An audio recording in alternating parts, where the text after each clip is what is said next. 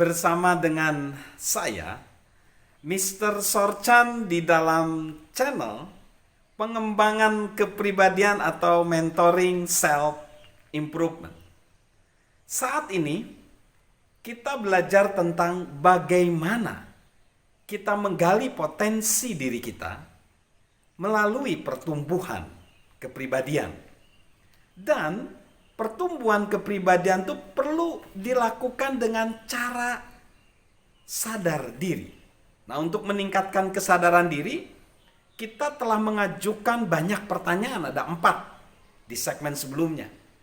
Apa yang kita ingin lakukan, apa yang kita suka ingin lakukan, dan juga motivasi yang benar. Nah, saat ini kita akan masuk ke hal yang lebih lagi dari 4 pertanyaan itu. Kita masuk ke aplikasinya, ke implementasinya dari pertumbuhan kepribadian. Kita akan masuk ke pertanyaan kelima. Tahukah kita apa yang harus kita lakukan supaya kita dapat melakukan apa yang ingin kita lakukan? Jadi kita akan mempertanyakan apa yang harus kita lakukan supaya kita tahu apa yang ingin kita lakukan. Nah, di sini ada beberapa hal. Yang pertama, kesadaran. Darren Hardy, penerbit majalah Sukses, berkata, bayangkan Anda berada di tempat saat ini, di mana aja, di tempat saat ini, sekarang, lalu bayangkanlah di mana kita ingin berada. Misalnya kita ingin lebih kaya, lebih langsing, lebih bahagia, atau apa saja. Langkah pertama menuju perubahan adalah kesadaran. Jika Anda ingin berpindah dari tempat Anda berada sekarang ke tempat di mana Anda ingin berada nanti, Anda harus mulai menyadari pilihan-pilihan yang menuntun Anda menjauh dari tujuan yang Anda ingini. Sadarilah benar-benar setiap pilihan yang Anda buat hari ini supaya kita dapat membuat pilihan yang lebih cerdas, bergerak maju. Jadi itu. Jadi kita tidak dapat mengubah arah bila kita tidak menyadari bahwa kita sedang berjalan bukan ke arah yang kita inginkan.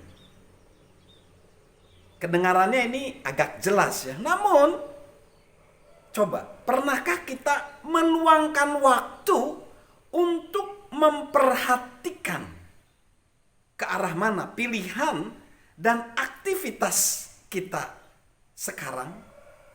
Dan aktivitas itu membawa kita kemana? Jadi sisihkanlah waktu sejenak untuk benar-benar memikirkan kemana kita sedang menuju saat ini. Jika itu bukan arah kita, kemana kita pergi, tuliskanlah langkah-langkah yang perlu kita ambil untuk pergi ke tempat yang kita inginkan, untuk melakukan apa yang kita inginkan. Buatlah sejelas mungkin.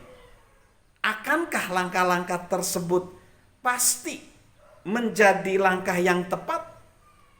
Mungkin iya, mungkin tidak. Tetapi kita tidak akan tahu dengan pasti sebelum kita bergerak maju.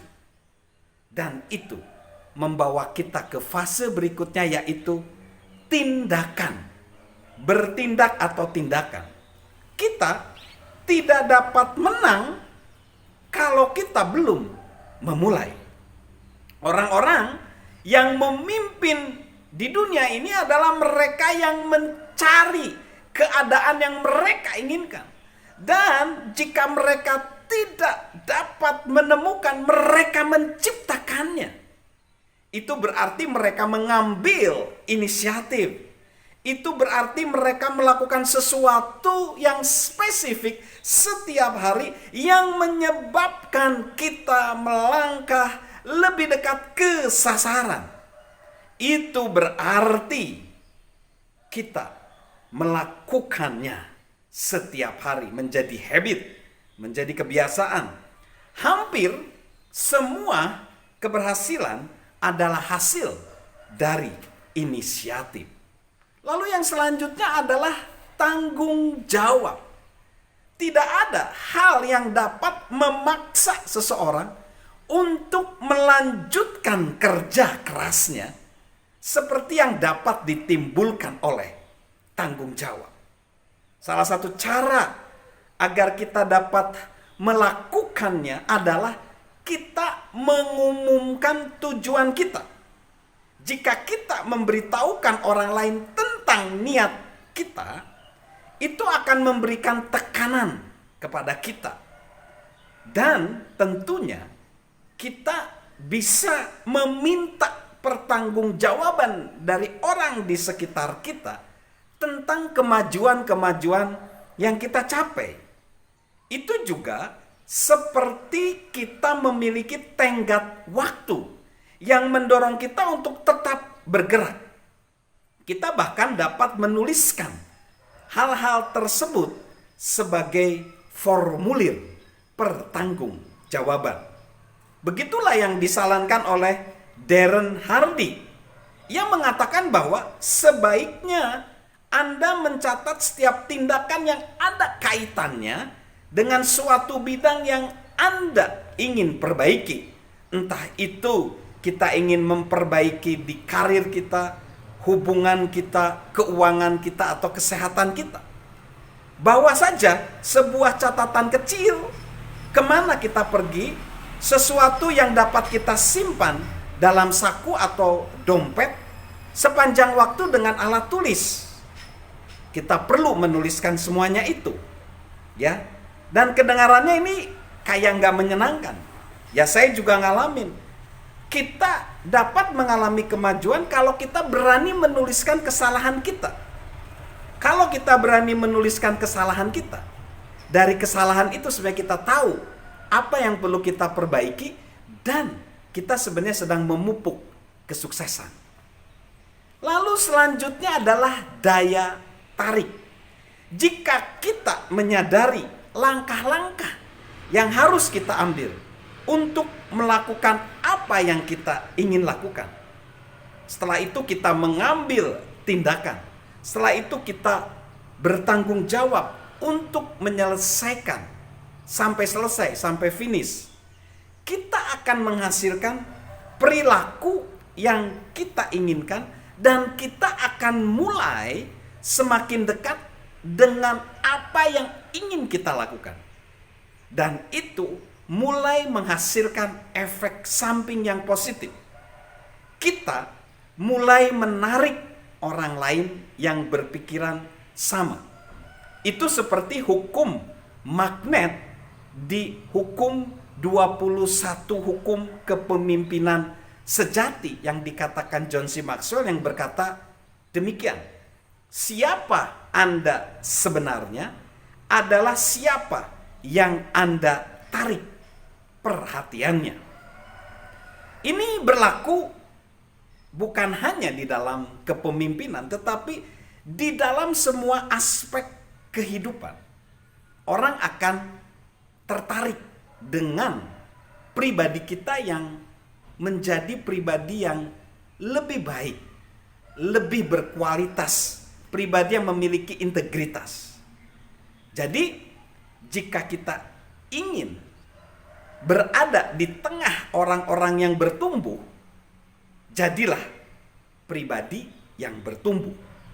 Jika kita berkomitmen, kita akan menarik perhatian orang lain yang juga berkomitmen.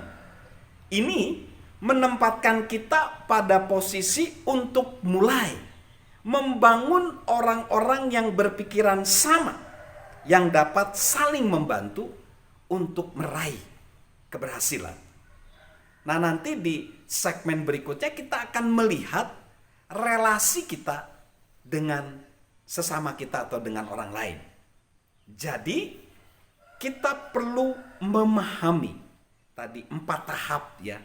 Kesadaran, tindakan, lalu tanggung jawab, dan daya tarik. Salam untuk menggali potensi diri kita dengan pertumbuhan kepribadian.